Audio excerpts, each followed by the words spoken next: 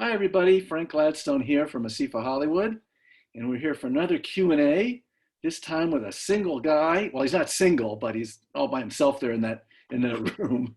Yeah, there he is. Matt, I want to say your last name properly. Is it Brawley or Brayley? It's Brawley like trolley. There you go. And he's there right now. Of course, Katie's not there right now, but she's probably somewhere walking around. Yep, And she's in the other room. Domino, the impetuous cat, is somewhere too, but they're not there. So we're going to talk about your series, Amphibia. And as those of you who've done webinars with me as the moderator, generally, I like to ask a couple of questions myself. And then I will ask the folks in the audience to type in the Q&A section a question, and I'll get to them hopefully, and we'll kind of talk about it. So the first one is a pretty general one. What was the initial, go back as far as you can, the initial experience or idea that germinated into Amphibia? Great. So the inception for the show was really, memories of my childhood trips to Bangkok, Thailand. My mom is Thai, but I was raised in California, and every summer she would, take me home to Bangkok to show me off. No, not really, just to meet with my family and get closer to my roots. But as a kid from California, going to Bangkok, it's a very different place. The humidity, it hits you like a brick wall. The food is so spicy. The language is tonal. Forget about it. You know what I mean? So every year when I went, I would be very uncomfortable when I first got there, trying to connect with my cousins and my background. It was challenging. But an amazing thing happened every summer where by the end of the trip, I didn't want to leave. You know what I mean? I had grown that attached to it in a short amount of time. So when I was developing my own show, I was looking to bottle up that feeling of someone dropped into an environment that they are completely unfamiliar with, but over the slow course of the show, getting to really know it and love it. Well, that's really interesting. So it was a kind of a fish out of water experience Exactly. for you. And you had already worked on other shows, correct? You've been working on, I think you worked with Matt and Frank on DuckTales probably, or whoever, Yeah. Before Amphibia, I was bouncing around a little bit. So I've been working in the business for 10 years now. I started at DreamWorks Feature. I was a storyboard artist on the movie Turbo. I worked on Gravity Falls after that. And then after Gravity Falls, I did a little work on Steven Universe for Cartoon Network. I directed on Big City Greens, which is another Disney Channel show. I worked on Billy Dilly, Aaron Springer, his show for a little bit, and countless other kind of freelance odd jobs here and there. But yeah. And was it always as a storyboard guy? Yeah. So in school, I really wanted to be a designer.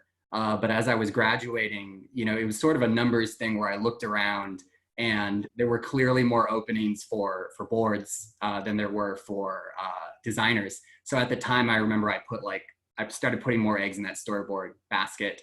And so, yeah, my first gig out of school was storyboard apprentice at DreamWorks. And so I've been doing that for a long time now. But, in Gravity Falls, I sort of got my first taste at directing, which is like a completely different ball game. Obviously, my roots were in storyboarding, but directing was such a communication job. Yeah, it is. I mean, you get to work with storyboard artists and tell them what you want, but it's basically keeping track. Yeah. Left to your druthers, would you prefer to go back to storyboarding, or do you like directing better? I do love directing. What I love so much about it is it's less about like what I personally can do and more about like what I can inspire others to do. And that's been like really rewarding. What I love about directing, what I love about show running is the kind of like big picture view it offers me in terms of like the story, the characters, how is the show progressing as a whole. I will say though, I do miss, I animated in school. I was a storyboard artist. I do miss sometimes just giving one scene all the love it deserves, Do you get to draw much anymore, or while you're doing this? A lot. Yeah. I draw all the time. But it's a lot of it is notes. A lot of it is drawovers on existing material. But, so much of it, it's a communication job. So, drawing examples of what I'm looking for. Yeah, there's a lot of drawing, but nothing publishable, if you know what I mean. Yeah, yeah. Now, because the show, at least the animation part of it, is probably done offshore. A lot of it's done offshore. Yeah. Yeah, and you communicate with them basically on a computer. Do you ever go to this? Yeah. So in season 1, me and the art director and one of the storyboard directors, we all hopped on a plane and we flew over to South Korea where our show was being animated. It was being animated by Seiram, Rough Draft, and also Sunmin. And we visited all 3 of them, and it was fascinating, just fascinating, because it was like each studio had a different personality. You know what I mean? And to meet the people working on the show, and we were talking about Frank and I were waxing poetic about flipping animation paper. I got to do that when I went to go visit. I got to flip some scenes, and it was crazy to see that they were still inking with like a pen. You know what I mean? Yeah. You mean like one of these? Yeah, one of those foreign objects, exactly. So, yeah, and so they were working on paper then. Yeah, they were. Mm-hmm. Wow, all of the studios or just some of them? Well, I'm pretty sure it varies from studio to studio. We were talking to the head of Seiram, and at the time, he actually talked a lot about they were looking to get into more harmony-based production over there. You know what I mean? Because the appetite for that is growing. But yeah, the 3 studios that we worked with, they were all still on paper. Wow. Which is nice because there's something. I noticed something in the when I was watching it. There is a feeling. It's not, oh, here's another flash show, or here's another. There is a feeling that it's a little, sometimes it's a little rubber hosy, and that's a good. I mean that in a good way. Yeah. So I hope even if they do go to a more practical way to do things nowadays, that they keep that look. I've got a question here, and I've got a couple of them. It says here, this is from Anonymous. Love that guy. He's unbelievable. He's everywhere. He's everywhere. It says second season in, and after watching the episodes screened to us, the new episodes, will Anne ever clean her hair, or is she going to be covered in more leaves and lose her other shoe? You're asking me if it's going to get worse? I don't know. I don't know about getting worse. Man, that sounds brutal at this point. I will say though, or share a funny anecdote, which is that, as the show premieres, we do have a little bit of a cycle where I'm doing interviews. And I would say the number one question is like, my gosh, is she ever going to get those leaves out of her hair? Or what happened to her one shoe? And it's so funny to me because from a design point of view, all we were looking to communicate with her design, like the leaves and the missing shoe, here was a character who was out of their element. Here is a character who maybe didn't have it all together. But in terms of logistics, the way I always imagine it is that like she does take them out each night before she goes to bed. But like the second she walks out the door, they like all get back in there somehow. They're like barrettes, right? Or those yeah. Exactly. I actually had that question too. I thought the shoe is a clue. And the tower guys have something about this. They have the shoe, and it's there's something. It's like the secret crystal, but they don't exactly know what it is. Gun or something. Yeah, maybe not. Maybe she just lost her shoe. Well, it's funny because in the first episode, our cliffhanger is we reveal, her friend is also stuck there. But I know that some people saw that and was like, "There's the shoe." Right. Here's another word. There's another one, and it's a question I had as well. It's from Miranda. Hello there. Absolutely love in caps your work and frogs. Not giving you my social security number yet, but what's the most challenging thing about working on producing Amphibia? So there's a lot. There's a lot that's challenging about it, but I think from something that I think everyone here would find very relatable is that like it can be really hard to know when to delegate, know when to trust your team. No, I'm serious. I mean, you go from development where you're sort of a one-person army, like no joke. It's like you're just kind of doing all this stuff together because of course it's a pilot and that's like pretty manageable. Like you can handle that. It's like a student film, but suddenly now you're responsible for upwards of 40 11-minute stories, and you need to find your people, you know what I mean? The ones who you really trust. You need to find, you know, the story editor that you click with, the directors that you feel like are getting your vision across, and you need to trust them. And for me, you know, I mean, I'll be honest, it probably took me half a season to do that and to do it effectively, because it's tough, you know what I mean? It's like your baby. Only half a season? Sometimes Yeah, well, you sometimes it takes a whole career. know. Yeah, right. I always think find people that are smarter than you. Oh, 100%. Oh, they're all much smarter, much more talented than me, my team. So the question went to a little bit. It was one of the questions that I had initially when I initially watched the series was, why frogs? It's a great question. Why? I know. I ask myself every day. So the answer is twofold. One, frogs are really cute and really cool. So we've got that. Number two is that thematically, the story is really about change. It's about Anne's transformation from being one way to being another way. And frogs also go through this really great change in their lives where they start as tadpoles and then they get legs and they turn into froglets and then they become full-fledged frogs. So it was kind of like a juicy metaphor as well. Right, right. That's a good answer. I hadn't thought about that, but you're right. Frogs are really cute, and the other thing about it that I did realize is it allows you other amphibians as well. Oh, for sure. There's a whole bunch of them. So yeah, and me and the team and I, we learned a lot of really cool things about like different kinds of amphibians. There's these really cool amphibians called olms, which are kind of like axolotls, but they're long and snake-like. And you better believe that we wrote some of those into the show because they were too cool to pass up on, you know? There's axolotls. You know? Yeah, oh yeah. We've got an axolotl in the first season. He's like a woodworker. So here's one from Ross, who always asks a question. Hi, Ross. How has working from home made it different for you in working on the show, or has it been different for you? I wish I could say I don't notice a thing. No, it's been very challenging. You know what I mean? I think I'm sure everyone can agree with this, which is just like it's really put our jobs, our careers, our lives in perspective, and like it really shines a spotlight on things maybe you took for granted. I really miss my team. I miss working with them. Like I was saying, like show running is a communication job, and man, is communication frustrating right now, like across, you know what I mean, all departments.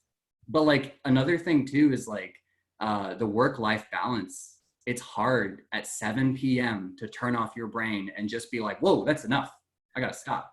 Yeah. And it was a lot easier in the office. Yeah, I have the same issue here actually. My better half, Lisa, is constantly lecturing me on you. It's time to come out of the office now. Exactly. There's always something to do. I know. You could go on forever and then start all over again. It's so awful. Well, here's another one from Max. Hi, Max. How did the writing process work in terms of the seasons? Did you go into the show knowing for sure what the plot lines would be for each season, or did the plan change as the show was being made? That's a great question.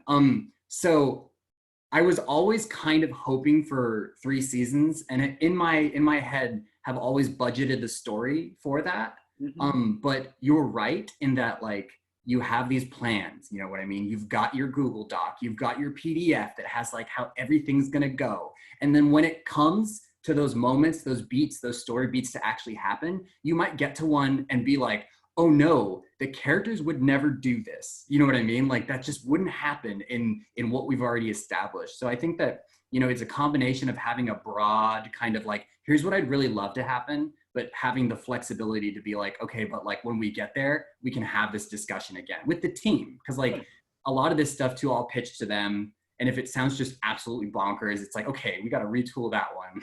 Yeah, and I think that's the way probably the live action guys find that too. Oh, we got the ideas and then things change. You know? Oh, it's crazy. And you always like, you know, this is some question I have for other people who work on other things, but like as a viewer, you're like, you had all the time in the world. Why couldn't you figure it out? But I'm like, man, when that deadline comes, it comes fast. Here's an interesting thing. Now, your second season was greenlit before the first season started. And your third season has been greenlit before the second season actually starts. And I know that they usually greenlight second, third, fourth seasons early because you got so much production time to get the shows ready, but not before the show starts, generally speaking. So how did that happen? That's a great question. And I think that, you know, for us, it was about timing. So when we got to the point where the decision needed to be made on season 2, I think that, like, you know, we were so far away from airing season 1, the studio had to kind of put trust in the show and commit to keeping the team together. Because that's ultimately, sometimes those big decisions and when they happen, it comes down to, we're really trying to keep this core creative team where they are. And in order to do that, we need to greenlight more episodes for them. And I know get them hired. exactly. But I know everyone who works in the business has dealt with this. And I have to say that, like, I'm incredibly grateful to Disney TVA for putting so much faith in the show so early in order to do that. Right. But, here's another one from Anonymous. This is Anonymous. Get it? Never mind. All right. You seem to have established a season 1 with Anne being out of her element in this magical world. Now we've got a peek that there's more than just magic in nature. We have frog technology. Besides Anne's amazing cell phone battery life. And it seems like the Plantar family are not familiar with it. Was this a new idea presented in the story to introduce technology to the show, or you just wanted to balance out the science and magic of the world? That's a hell of a question. Someone watched the episode. So to that, I will say that, like, that aspect of the show has always been planned. The idea of season 1 was to create a believable world. So, for example, you know, they have a certain level of technology. Most of these frogs are farmers. They seem pretty medieval in terms of, like, what they're able to do. Sure, we've got the occasional kind of like Flintstones, like, hey, it's a living, like, gag kind of thing. But, like, on the whole, you're right. It was mostly kind of like a pre-industrial civilization. Now, as they leave the confines of the valley, even the Planter family is learning about the history of their world. Right. And so that's pretty much, I think I'll commit to that right now. Yeah. I had one actually when I was doing the research on the show. Anne is based in some way on your grandma. Is that correct? That's correct. How? That's so funny. That makes it sound like a game show or a riddle. How? So there's this amazing photo. It was taken in the 1920s of my grandmother. She passed away about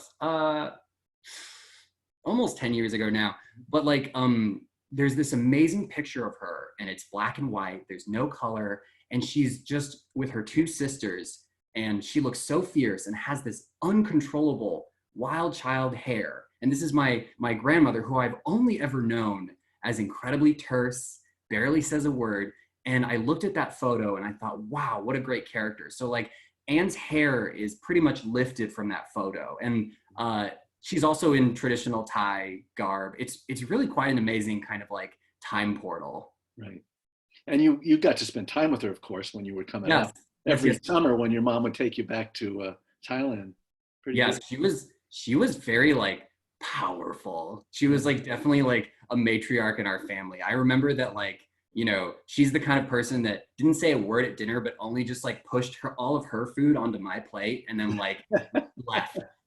I think there are other grandmas like that. Seems to me, I used to hear this, eat. Yeah. Yeah. So I'm going to ask another one.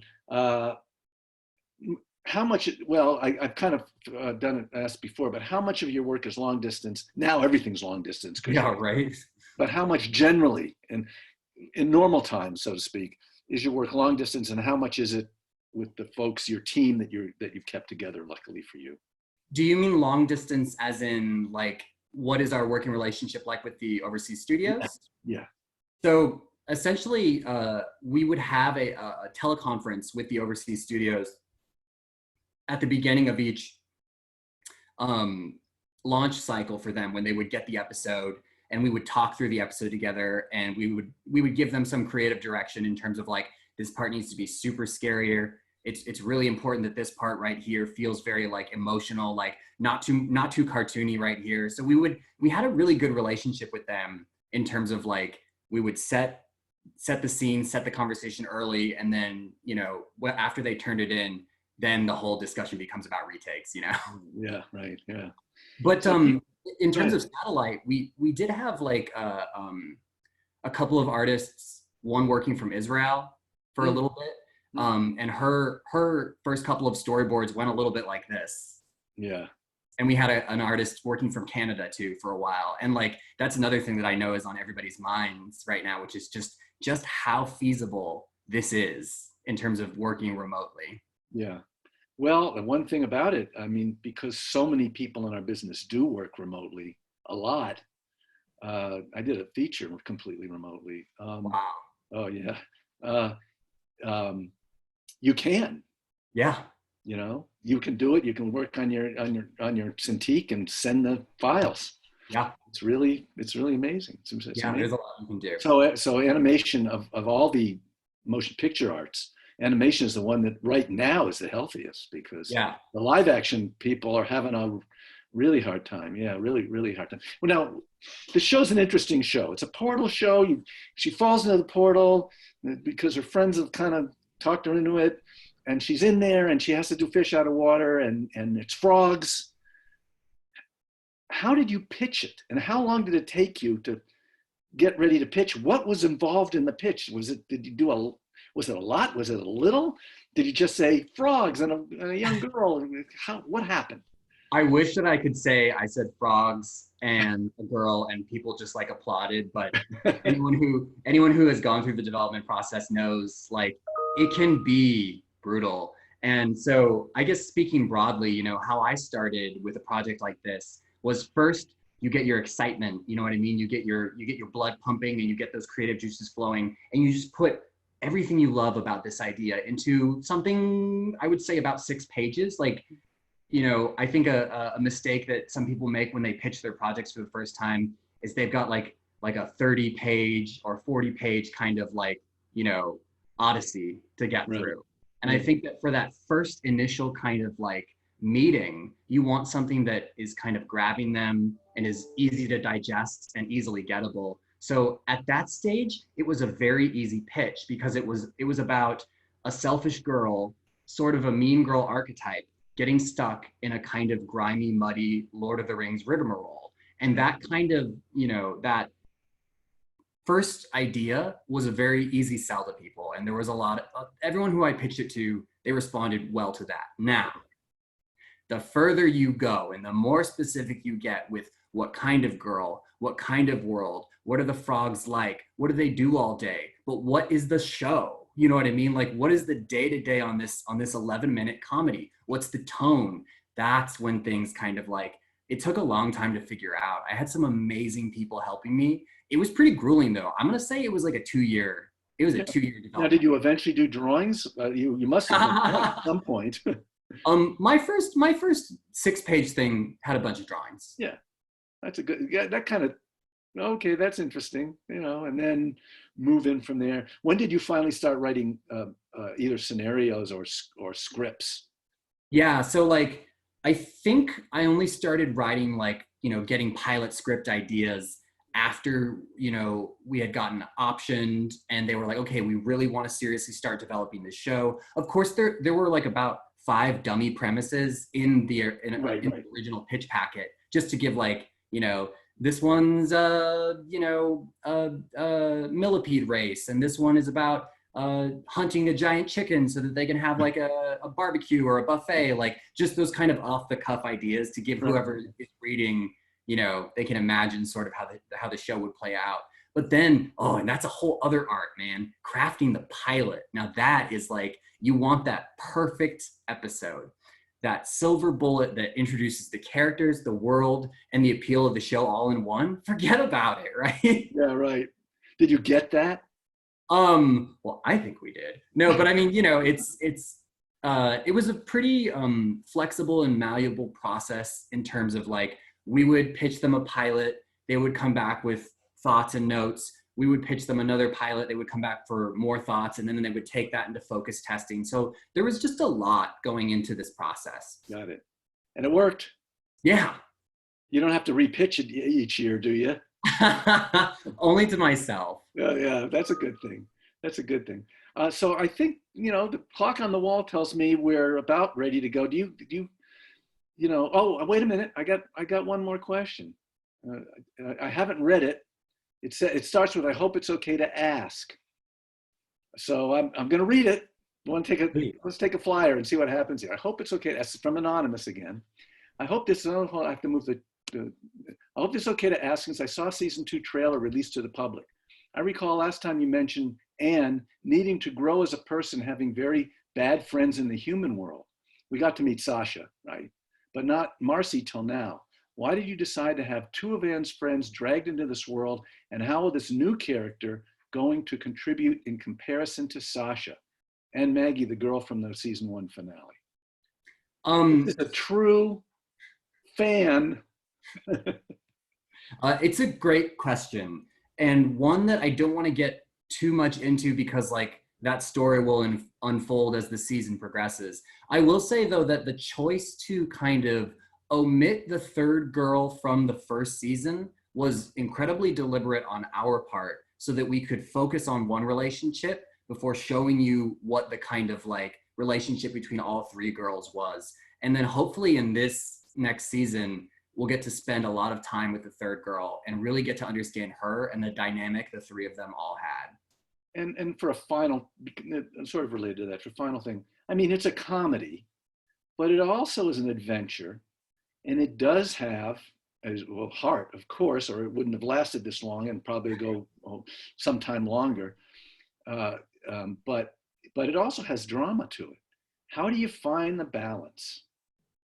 It can be difficult. And I think, the best way to think about it, because like, and again, this is a question we get a lot, like even internally, it's like, don't forget, this is a comedy. And of course we could never forget it. So when we start writing like, the more dramatic or more serious sounding premises, we just have to remind ourselves like, there's still going to be some laugh out loud moments in these episodes that will help the drama actually play better. I think about like, movies like Thor Ragnarok, you know what I mean? Some of those Marvel movies that are very much like adventure comedies. And I think it was less about tone and more about pacing. You just always knew there was a joke around the corner or something exciting or dramatic. And I think that like, it's about kind of finding a balance with those things. Mm-hmm. I think that's probably true. And that if you can do that, if the old times, if you can write for children, but adults find it good, that's always hard. And it's maybe harder than just writing for adults. It is, yeah. But I mean, I think that, something that's really important to us, just like as a community too, is I think it's good just to think of this stuff as like stories you would tell in any medium. You know what I mean? Like animation is just a vehicle for any story, like any story you want. So like, yes, it's a comedy, but like, heck, I love drama. You know what I mean? Like, let's get it in there. Right. Well, I'm not going to ask you the normal question about what happens after Amphibia, because Amphibia, my guess is it's going to go for a while. It seems to be really pretty great, and and the quality stays up, and the characters are really interesting. So I'm not going to ask that question. But have you anything in mind? Don't say what it is. Just say I've got other ideas. No, I mean, I think it's an incredibly valid question. I think that I would not be where I am if I wasn't constantly thinking about like some other project. You know what I mean? Like, and of course, like I do find myself like, oh, like a video game. I'd love to explore that. You know what I mean? Or like developing a feature, just like, and I know psychologically it's just because my brain is like anything but this right now. You know what I mean? Yeah. But like, the show has been a delight to work on. And honestly, when this question comes up, I do have to say that like, it's been incredibly fulfilling working on this show in this moment. Yeah, well, it's a great show. It's fun to watch. It looks great. It's funny. It's a little, it could be a little scary or a little dramatic, and that's a good thing. I think it's great. I think I'm very glad that you got to spend time with us.